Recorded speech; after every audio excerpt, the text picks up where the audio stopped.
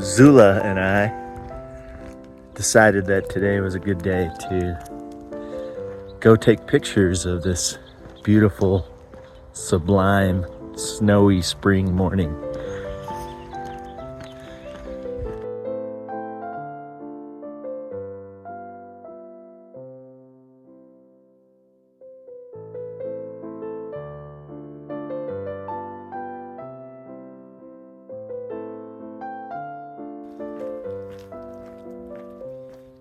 I'm getting Zula back because she doesn't understand why I keep randomly stopping and investigating things.